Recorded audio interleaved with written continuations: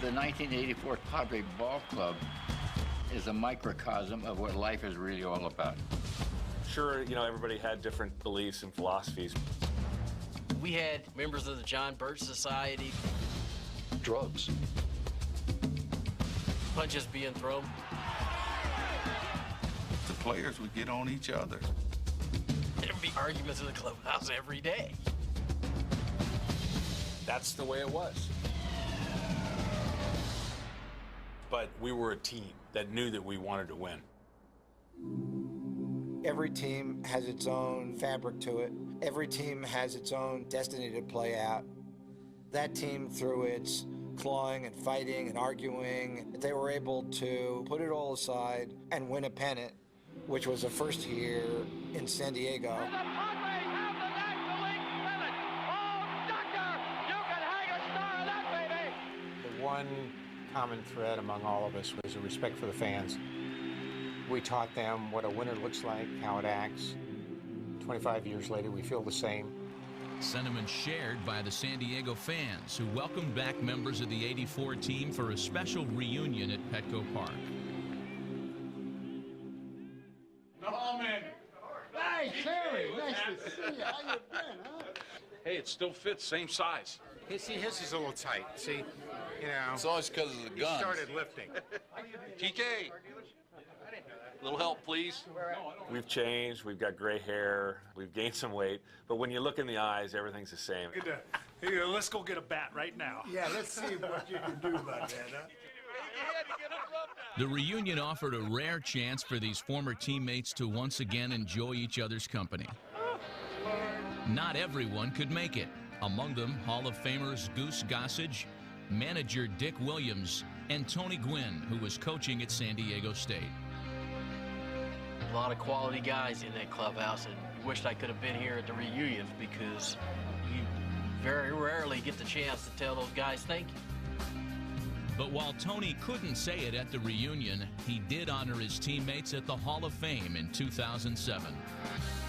1984, I was the fortunate one because my locker was right in the middle of Garv, of Terry Kennedy, Tim Flannery, Bruce Bochy, and Greg Nettles. And they welcomed me in. Come on, kid, have a seat. Gwynn, who spent 20 years in a Padres uniform, embodies the triumphant spirit of that 1984 team. But there is also another side to this story. For two other members of the team were conspicuous by their absence. Tragic figures whose talent was trumped by torment. Like starting pitcher Eric Shaw. Eric Shaw was a dear friend, one of my closest friends, and he brought struggles from his past into a new life as a Christian. Also missing was Alan Wiggins, a speed demon on the field, haunted by demons off it. Alan Wiggins was one of those accidents that you see happening, and there just did not seem to be any way to recover him. And for some Padres, triumph and tragedy has played an equal role in their fate. I think triumph is really born out of tragedy. And that is what I take away from 1984 and the good, the bad, and the ugly that came with that. This is way too cool. The good was certainly their connection with the fans. What position do you like? First base and pitcher. Ah, first base. All right. You know, for us old guys, it's fun when people come out and they, even if they don't remember, they want an autograph. That was the greatest. You know, such a good group, and all the reminiscings we did today was great. Well, thank you. You gave us a good time back then. Yes, we did. You see, although Padres fans were always loyal, they were not always treated to winning baseball. The team had struggled since its birth in 1969, and owner Ray Kroc, the visionary behind McDonald's, decided to change the menu by putting his own Big Mac into the front office. When I took over in '81, Ray Kroc said to me, "What was your goal?" I said, "My goal is to get an average to above average player at every position." And so McKeon began to clean house and solve this puzzle from scratch. His roster moves earned him a reputation for shrewdness and a classic baseball nickname. Trader Jack. Trader Jack. Trader Jack did great things, and he made, I thought, the initial big move in that deal with St. Louis, and it just coalesced. It came together. Part of the deal was obtaining Cardinals catcher Terry Kennedy, who would become the team's anchor in 1981. He also dealt Gold Glove shortstop Ozzie Smith to St. Louis in search of more offense. Gary Templeton really had a big impact on the 84 team. You got to remember that he replaced one of the most lovable ball players in San Diego history, Ozzie Smith. And people still will talk about Smith before they talk about Tempe, and yet Tempe was equally as good with a better bat. In addition to his myriad deals, Trader Jack also drafted wisely, bringing names like Gwynn, Wiggins, and Kevin McReynolds into the system. But what really helped this team build upon its two previous 500 seasons was Kroc's willingness to pay for free agents, one already a Southern California hero. I had been in LA for 15 years. I had never anticipated being anywhere else, and I got an offer I could refuse, and all of a sudden I'm on the market. And I remember meeting with Ray Kroc in his office, gorgeous home up in the cliff, looking up and down the coast. And he said, Steve, he said, I think you can make a difference here. Little by little, we started to put the pieces together, and in the fall of '83, I talked to the organization about the possibility of signing Goose Gossage. I thought he could help us win the pennant, and Ray said, go do it. But tragically, Kroc would never get to see this team in action, for in January of 1984, he died of heart disease. The team dedicated the season to their former owner, what would become the most memorable season in San Diego Padres history. I feel it's just one of those things where you don't have to say much. It's kind of lead by example and just go out and do your job like a professional, and the kids are going to follow.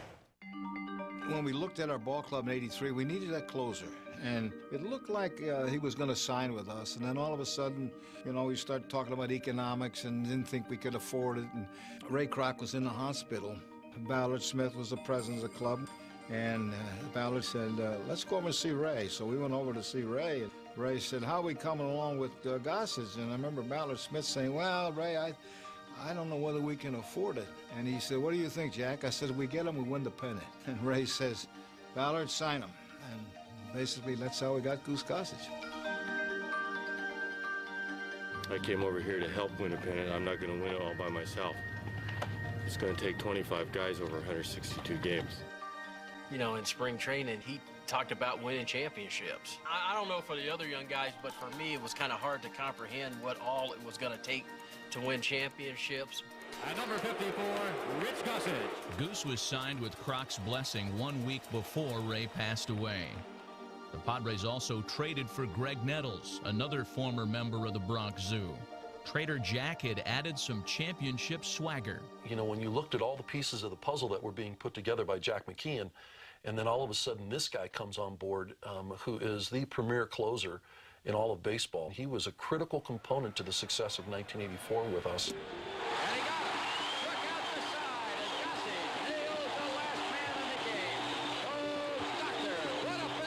Goose was the kind of a pitcher, if you were a right-hand batter, he's the last man on this earth you'd want to face. Pitching for the Padres, number 54, Rich Gossage. Goose was a menacing presence on the mound and a powerful one in the clubhouse. The stories are timeless. Him and I were both working out on life cycles right next to each other. The first day of camp, we're shagging the outfield. And he started on me, and I started on him. He started on me, I started on him. Just got traded over. Goose is brand new, just signed as a free agent. Next thing you know, we are on the floor, off the bikes, fighting. We're talking in center field, and he says, so where are you staying? I said, well, I'm in the hotel. He said, no, you're not. You're coming with me. And then in the 9th inning, I'm about to pinch hit, and I'm walking out to come out to hit at Qualcomm, and he had run all the way from the bullpen. Vlad, go get him, go get him. And after the game, he took me out to his condo, and I spent the whole spring living with him. And that's how he was. But even Gossage met his match when he came up against the Padres' old-fashioned, hard-as-nails manager, Dick Williams. Dick Williams, let me tell you about Dick Williams. He was a tough manager, and I don't know if he could manage today the way players are, because they make a lot more money than the manager. But Dick was a tough guy. He managed by intimidation. Come on, Garv, hit one. He was the field general, and I think he ran it like a general. He had high expectations. And he did things differently, and they were done his way. with no questions asked, and that's the way it was. It was Dick's way or the highway. Debatable thing, isn't it? In fact, one of the classic things, I don't know if people remember this, but Eric Shaw was having trouble getting the ball over the plate. Dick said, "You walk a man, you're out of there." He did, and he was out of there. Now, how many managers would do that to a player? They want to keep him happy. You've done it. You've done a great job here. I was very strict. If I told a fellow one time on something and he did it again, then he was in my doghouse. This is the way I operated, and I'd rub some people the wrong way. You know, Dick used to wear his glasses on the end of his nose, and he'd sit all the way at the end of a bench. And if you made a mistake, you didn't want to go that way. But when you got to the opposite end and you sit in and you kind of glance to see if he's looking, he'd be looking just like. So sooner or later, you were going to hear about it. In spring training of '84, he basically told Tim Flannery that there was no way he could ever play on a team that Williams managed. He goes, "You're the worst player I've ever had. Right now, while I'm talking to you, I'm looking for another second baseman." He goes, "Oh, you're in there tonight, but don't screw up." This is a guy I want you to get, the only guy you're facing. Come on after him. He put a lot of pressure on me, you know. He wanted me to prove myself. For me, that was a style that I liked, and it motivated me, and it helped me. I loved it because he told it to my face. A lot of guys didn't, though. They hated him. They hated his guts. Now guys go, "Man, you know, I never realized Dick was teaching me how to win." And Williams knew how to win, having authored 2 World Series titles in Oakland and a pennant in Boston. Dick wasn't a pat on the back kind of guy, but the end justifies the means. He was able to take teams to championships. Dick Williams, to me, is the greatest manager that I ever played for. In March of 1984, Alan Wiggins and I on the way home from spring training. And, you know, it's about a 4-hour drive. You know, not much conversation for the first couple of hours. And about halfway, Alan Wiggins says to me, "Wouldn't it be great if we got to the World Series?" And rather than just talk about it, both Gwynn and Wiggins went to work, emerging as the spark plugs that ignited the Padres, helping the team go 10-2 right out of the gate. Well, offensively, you know, Wiggins and Gwynn had an unbelievable season. Gwynn won his first batting title that year. Tony Gwynn just continues to amaze. And the table was always set by Wiggins. Alan Wiggins might have been the best base runner this club ever had. And this guy, if he got on base, you know, it was 1-0. The pivotal point of the whole season happened in a game against the Expos, and the Padres were on a losing streak. Wiggins stole 5 bases in the game, tying then what was the National League record. The Padres won the game, snapped the losing streak, and they really never looked back after that. He stole 70 bases, and I was the beneficiary hitting behind him, got a lot of fastballs. Gwynn had over 200 hits, so he was always moving him over. There was always a tremendous amount of electricity between those two guys. And they did this while changing roles in the field, with Gwynn becoming a full-time right fielder. Wiggins, an excellent outfielder, was asked to make a much more radical change. We had a lot of confidence in Alan Wiggins because we did know that he was a former infielder. And we also figured that if he could do the job, then we would be a much better ball club because we'd be able to use Martinez in the outfield, which supply more power. So Dick went to Alan and said, "Hey, can you play second base?" Alan said, "I can play anywhere." And so we gave him a second base glove, and he went out there and he started catching the ball. The biggest thing Alan had to overcome was situations. I almost was babysat during spring training. I took a lot of ground balls, and all the coaching staff, everybody worked with me. They were really patient. We ran a lot of cutoffs and relays. We ran a lot of extra fundamental drills. And after about a month into the season, he had it down. But while there were similarities to Gwynn and Wiggins' game on the field, they could not have been more different off it. Tony's work ethic kept him constantly focused on baseball, even when he was out of uniform. He was a committed baseball player to the game itself, to his craft. He was the first guy that brought in the video and actually knew what he was looking at. Wiggins, meanwhile, liked to talk about everything and everywhere. Alan Wiggins was intellectual. I mean, he was smart. And Eric Shaw was smart, and they would argue back and forth. And I used to ask them both, "Why do you guys do this every day? Every day, you guys come in and you guys, it's like a debate class. You guys got to debate every single subject." And they both said that's part of the fun. That's what they did. But the biggest difference between Tony and Alan had to do with the trajectory of their careers. From the very start, Gwynn seemed destined for greatness. The only question was, what sport? I broadcast San Diego State basketball and saw Tony as a skinny little kid with an afro, one of the best point guards on the West Coast. And he was drafted by the Clippers, who were then in San Diego, and decided to play baseball, thank God. Drafted by the Padres in '81, Gwynn became a full-time starter in '84, finishing the year with a .351 batting average and the first of 8 National League batting titles. And he was elected to his first of 15 All-Star games. You guys vote for me? Yeah! Gwynn was, is, and always will be the shining star of the San Diego franchise. But the tale of Alan Wiggins is one of potential unfulfilled. The leadoff man in '84, he had 154 hits and scored 106 runs, second best in the league. He also stole 70 bases that season to set a team record. Wiggins' star burned bright, but it would burn out just as quickly. For 1 year later, in April of '85, during a series back in his hometown, Alan went AWOL. Well, we're getting ready to play a very important series up in L.A., and he doesn't show. Nobody had heard from him. Nobody knew where he was. You immediately thought the worst. And honestly, I think there's only a few of us in the clubhouse who were really concerned. The night and the next few days just became the pursuit of what happened to Alan Wiggins. It turns out that Alan had struggled with drugs since his early minor league days. His addiction climaxed when he got to L.A., blowing off his team for 10 full days.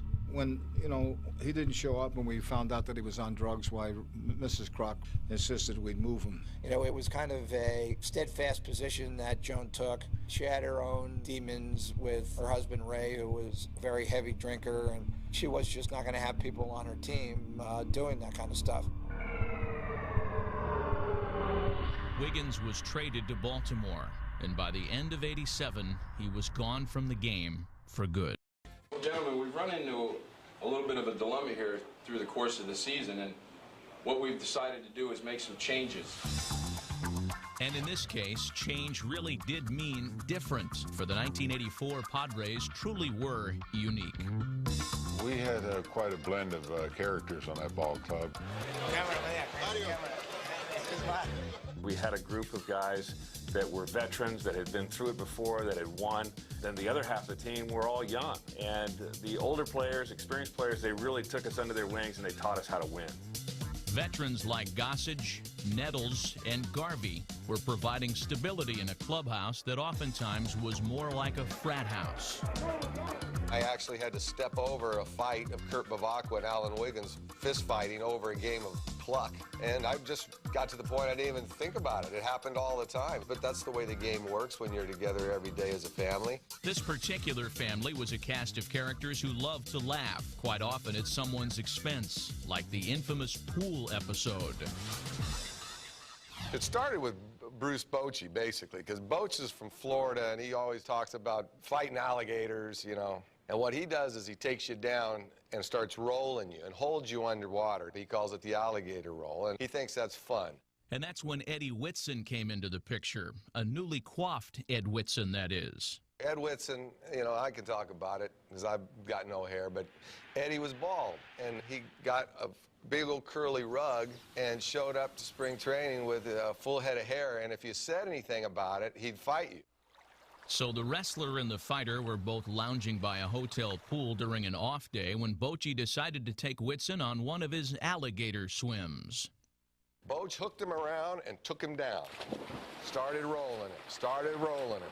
And when Whit came up, it was like, oh, and his hair flipped all the way back off. And Boch says, hey, I know you. You're Eddie Whitson. And I'm telling you what, he wanted to fight. I started laughing so hard I had to leave because he was going to beat me up if he saw me laughing. But this kind of team we had. And no one was exempt from the ribbing. In fact, there was one veteran who became a prime target simply because he was so perfect. We were kind of a free-spirited bunch of guys out there in San Diego, and then we had Mr. Clean, Steve Garvey. And, you know, in the clubhouse, I would bust his chops.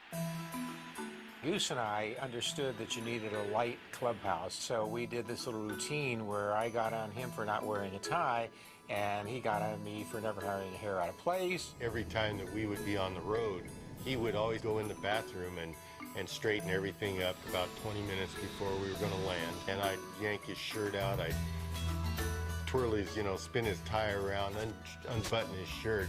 And the first time I did it, he let me go through the whole thing, and he goes, "Are you through?"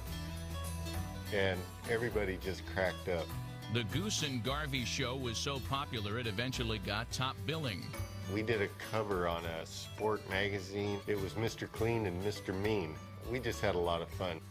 But even a clubhouse full of characters needs someone at the head of the class. And on the '84 Padres, that someone was pinch-hitting specialist Kurt Bevacqua.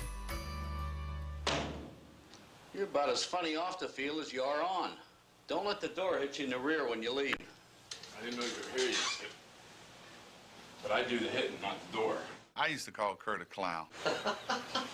And I mean, he'd have the clubhouse just laughing. Bevacqua used to show up in limousines everywhere back before anybody was making money. Nobody could afford a limousine, but he somehow had one. One time, that limo took Bevacqua and teammate Terry Kennedy to downtown San Diego, where they decided to play catch off the top of a rather large building. Kurt, we know you're a little crazy, but nobody knew you were this crazy. Damn, that's high. I would never attempt this. I wouldn't be on this end. I'm glad I'm on the other end. Hey, if he can get the ball around here, he's going to be lucky. Are you ready? Yeah, go ahead. Here they come. It's true. You must be. Go ahead.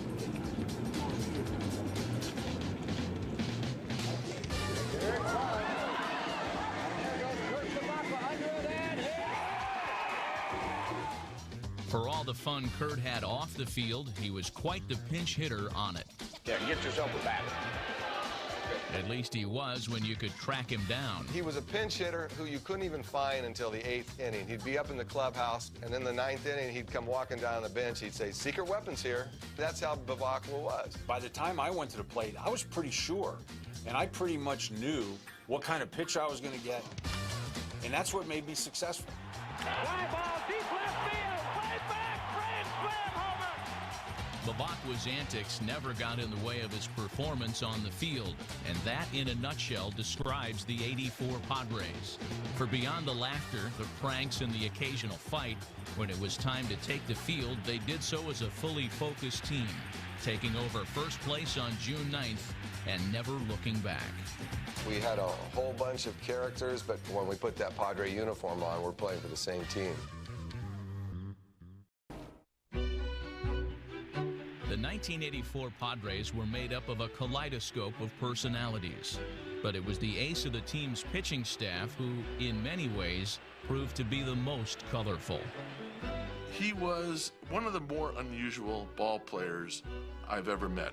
We all got to know Eric as someone who was really a genius. Anytime a player's reading philosopher on the plane, you know, he kind of stands out. He loved to talk about different things. He didn't talk much about baseball to me. If you want to talk about astrology, Eric could talk about astrology. Classicals, operas, any of those subjects. Outstanding, intellectual guy. Shaw was just as sharp on the mound, but his pitching prowess was just a small part of his repertoire. He played baseball more for the fact that he was good at it, and it wasn't really his love. Music was his love. A lot of times I used to go to jazz bars and Eric would be sitting up, he would show up and sit down and play his guitar. We would be mesmerized. He'd play on the plane on our trips. He'd play in the clubhouse. As strong as Eric was intellectually, as strong as he was in relationship to music and baseball and those gifts and talents, I think there was a sense of deep insecurity in relationship to just who he was as a man. He could never be satisfied because he was driven to perfection. Shaw also had a penchant for stirring up controversy, like in 1985 when he gave up the record-breaking hit to Pete Rose. There it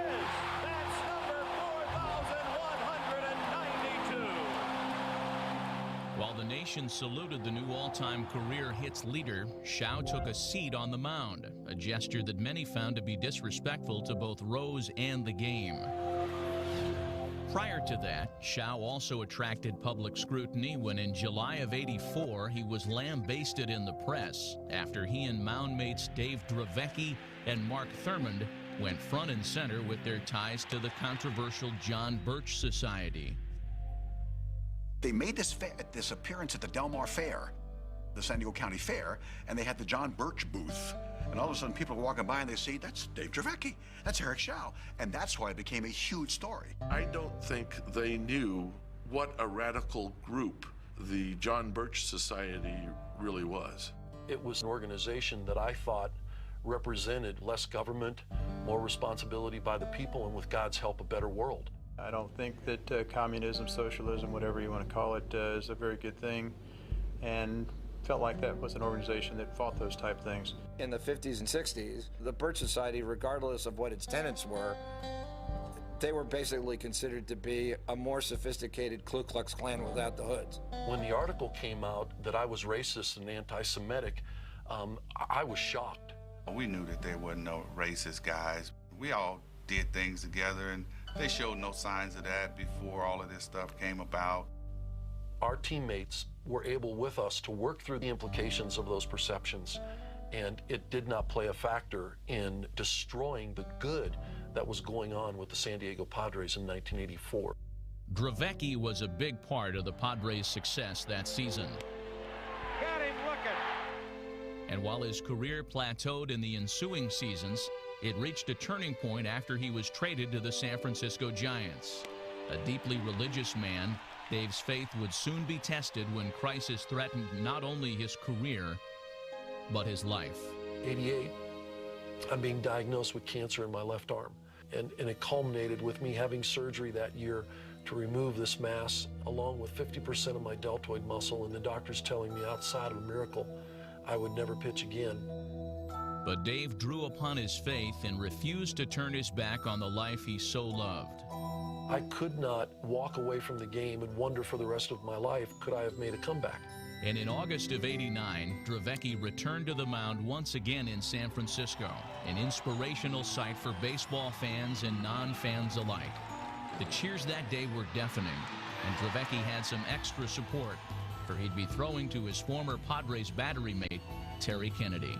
I was more nervous in that game than I ever was in any game I ever played because I wanted him to succeed. I wanted it to work.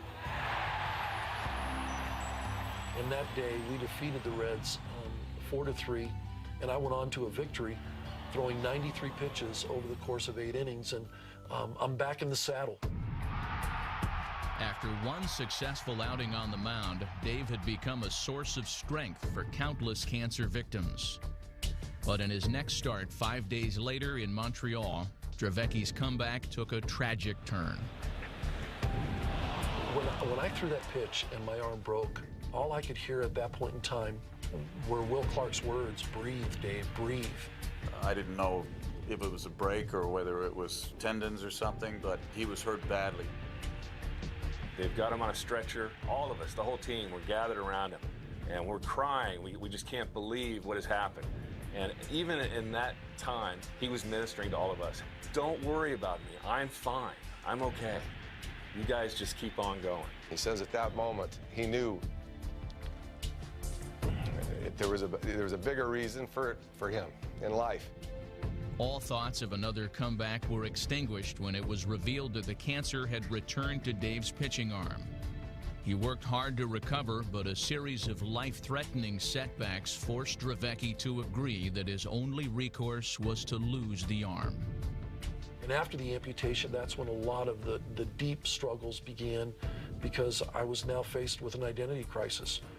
If I can no longer pitch, then who is Dave Dravecky? What am I going to do with my life?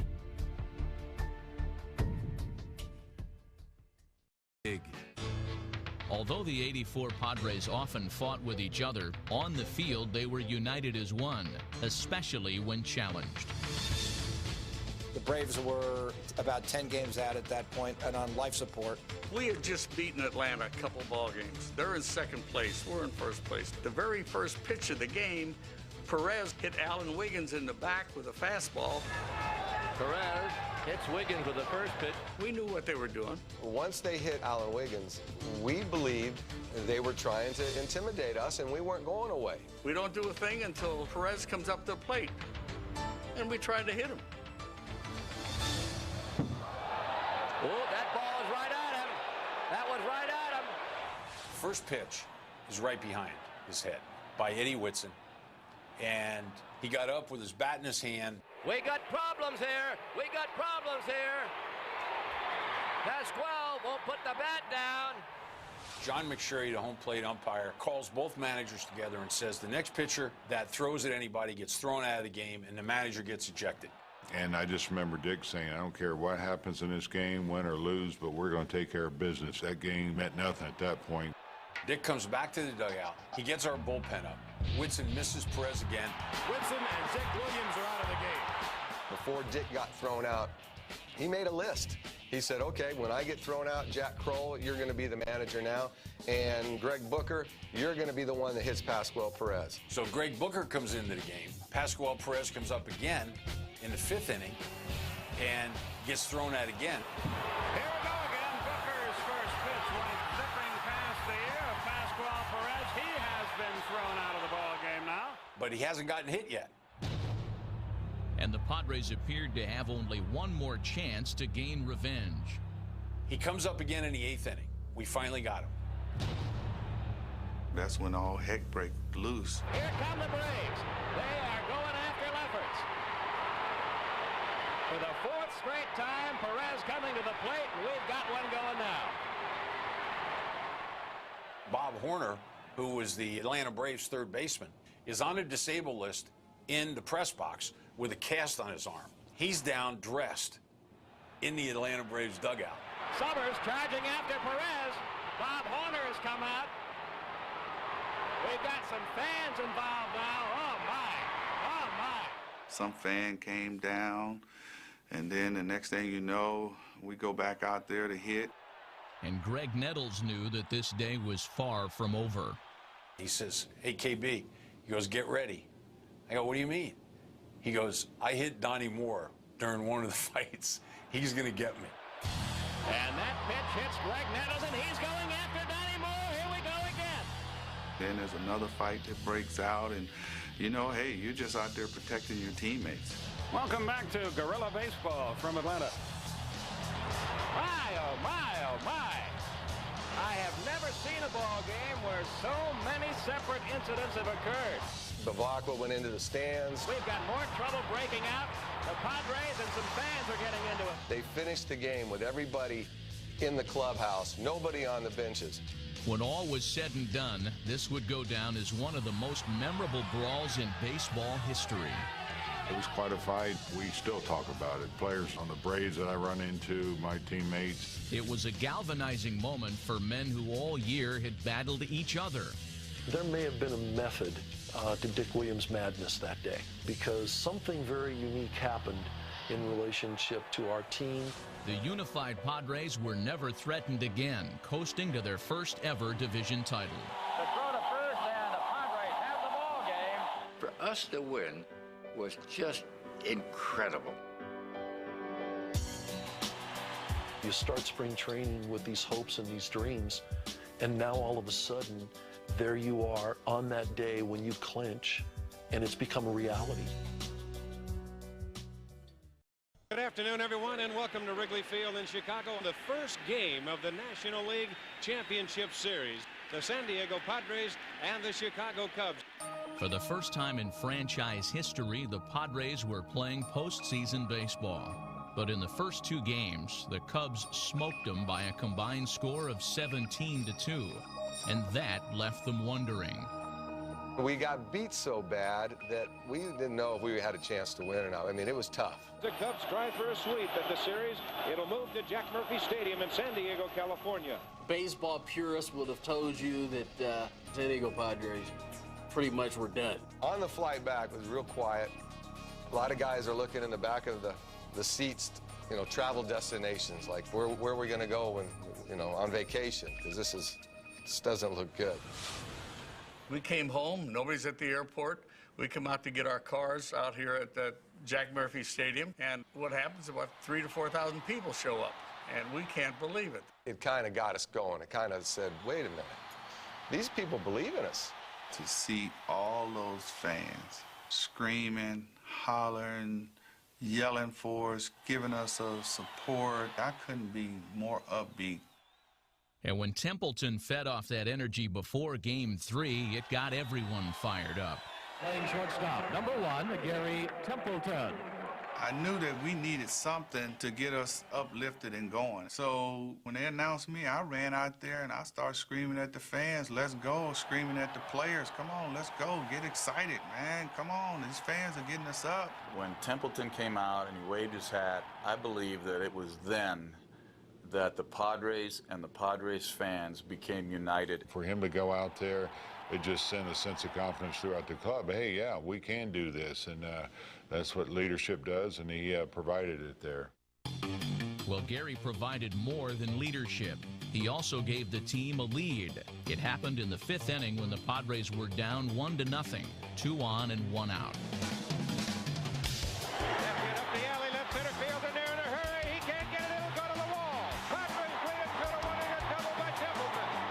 Kevin McReynolds then broke the game open with a 3-run blast, and the Padres were still alive in their first LCS. That will get it. The Padres get on the board in the championship series. To win that first game back in San Diego, all of a sudden it was like, man, we've got new life. A happy dugout right there. Dick Williams has got another reprieve. Now we go to the next game, Game 4. It's the only game that we have. And Garvey was the star of this show. With 48 postseason games to his credit, more than any other member of the team, Steve knew how to perform on the October stage. Garvey doing everything that he can possibly do tonight to keep his team ahead.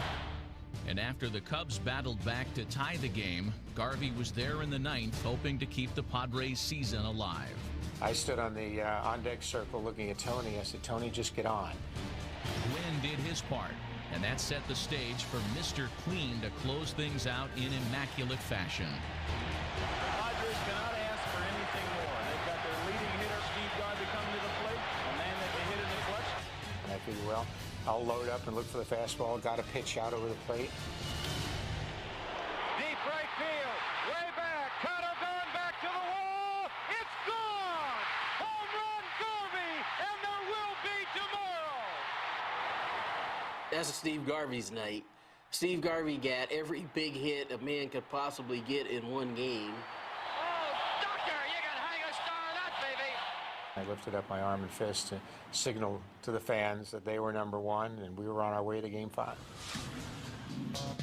The fact that the Padres had overcome a 2-game deficit lifted the team's confidence prior to Game 5.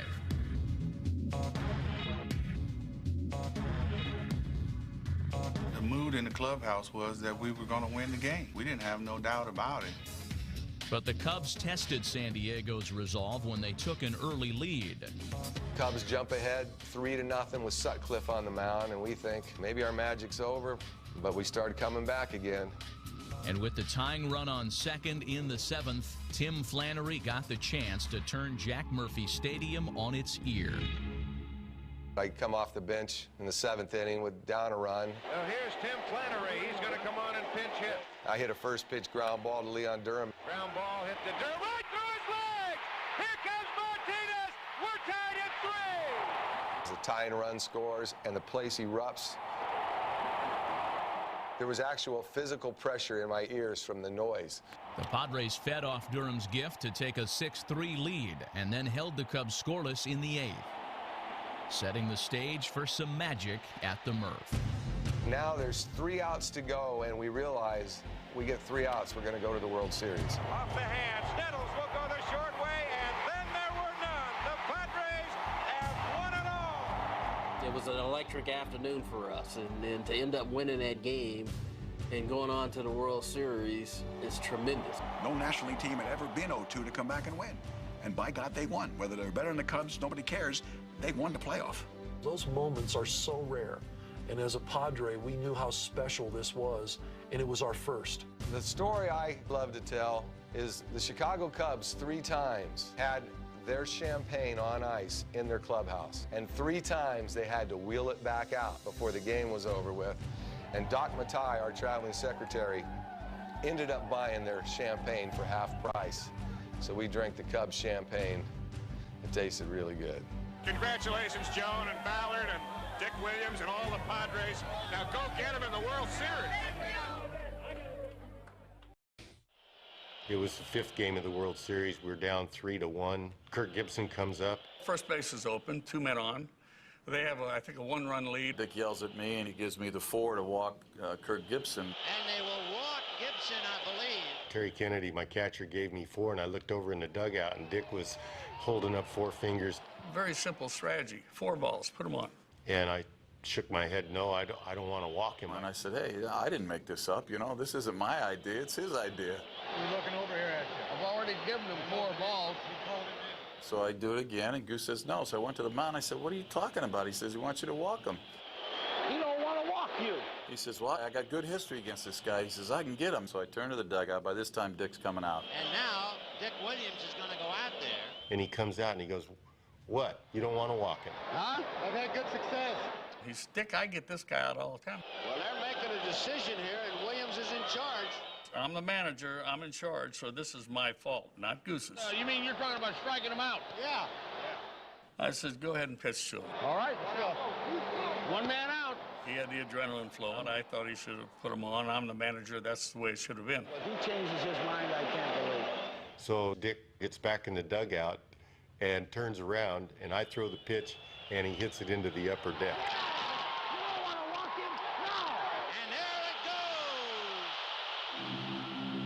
The magical ride of the '84 Padres had come to an end, but the memories were so vivid they still came to life a quarter century later when 2 beloved Padres were immortalized with baseball's elite. In December, I get the call from Goose. My wife answers the phone, and he says, Norma?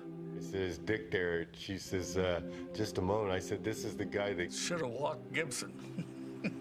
And she just burst out laughing. She says, Goose, how are you? She said, I just want to call and congratulate your husband. I had a chance to do that in January when he got elected. San Diego, I had 2 fellows there go to the Hall of Fame. As you know, Tony Gwynn and my colleague, Goose Gossage. We went in together. We've been good friends, even with that incident. We have fun with it now. You know, Dick, my only regret about that World Series is I should have listened to you and I should have walked Kirk Gibson, damn it. I can't tell you how honored and happy I am to be entering the Hall of Fame with Dick. I think they both deserve it. They should be in, and I'm glad they went in together because they were both instrumental in us winning in '84. As for the 3rd Hall of Famer from that '84 team, well, he didn't stray too far from the nest. You know, it's not too often that you see a ball player stick with one organization throughout their entire career. And he had the opportunity to do it in his hometown, which was really cool. I have always felt like this was the right place for me. There's no question that Tony is Mr. Padre. He is San Diego. After 20 seasons with the Padres, Tony's now the head coach of his alma mater, San Diego State University.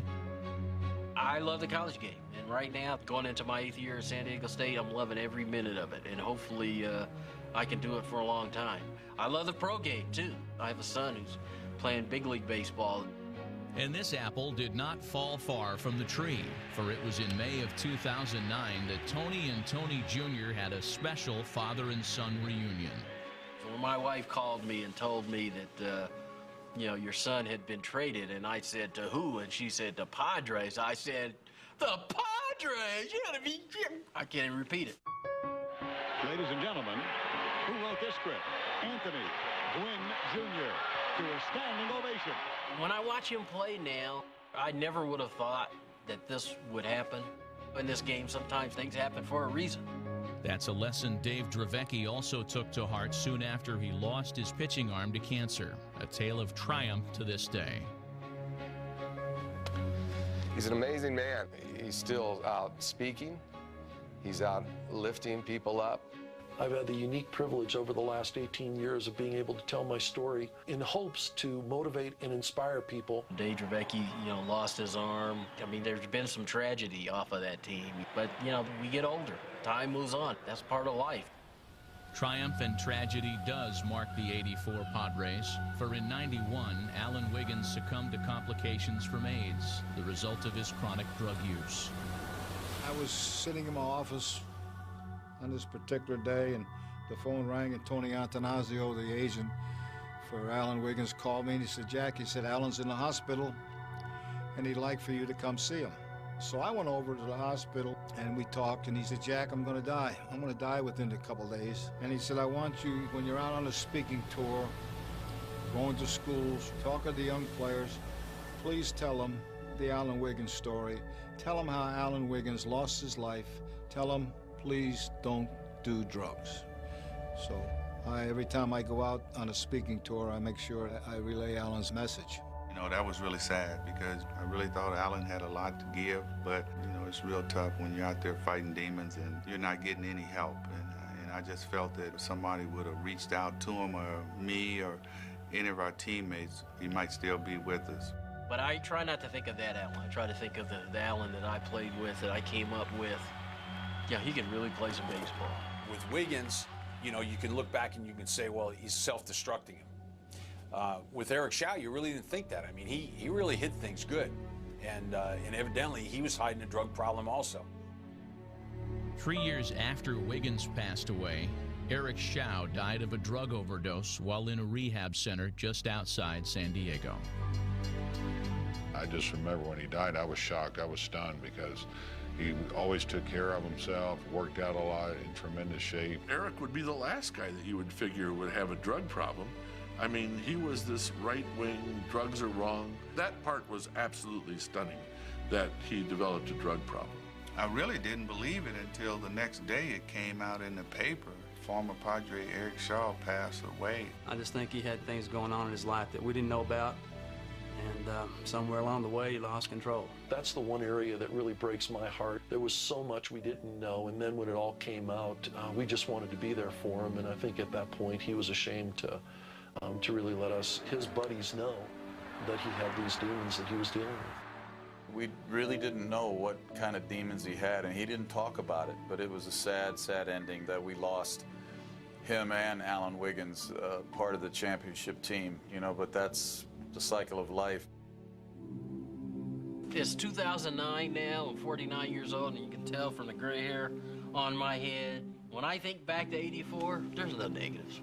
There are no negatives. There's just a lot of positives, a lot of quality guys in that clubhouse. It brings back a special time in your life, and every guy on that team would tell you the same thing. The one thing that made us a winning team that year was the camaraderie amongst the players. It was an incredible season. It was a journey to the highs of this game. The roar of the crowd as Garvey's ball goes over the wall will stick with me for the rest of my life. It was disappointing to lose to the Detroit Tigers, and I should have walked Gibson, but getting there and turning on a city for the first time was an incredible feeling. We were the first, and even though we didn't win it, I still take a whole lot of pride in being on that first team to get there.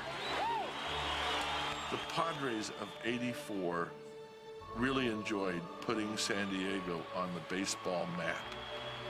When I think about the things that happened during that time and after that time, there was triumph that was born of tragedy, and I think all of us that were part of that club would agree. There are great moments and sad moments. It's never perfect. It never works the way you want it to work. I guess the 1984 team is a microcosm of what life is really all about.